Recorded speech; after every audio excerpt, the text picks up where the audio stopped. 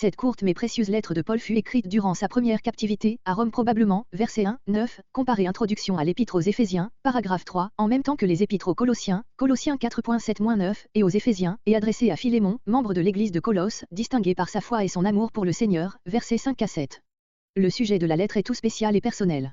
Philémon avait un esclave, nommé Onésime, qui, après quelque infidélité commise au préjudice de son maître, verset 18, s'était enfui de sa maison et était venu à Rome. Là, le Seigneur dans sa miséricorde lui fit rencontrer Paul.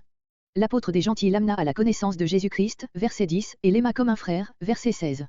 Il lui persuada que son devoir était de retourner auprès de son maître, afin de réparer le tort qu'il lui avait fait, verset 18, 19.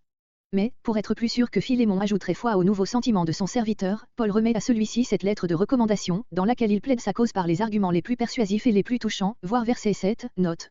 Onésime fit le voyage de Colosse dans la société de Tychique, également envoyé à cette église par l'apôtre, Colossiens 4.7-9.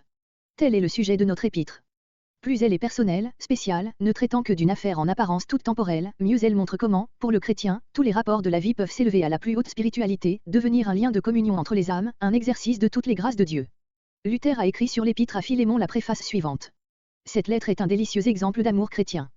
Car nous voyons avec quel tendre intérêt saint Paul s'occupe du pauvre Onésime, intercède pour lui auprès de son maître par tous les moyens en son pouvoir, se met à la place de l'esclave, comme si lui-même avait péché.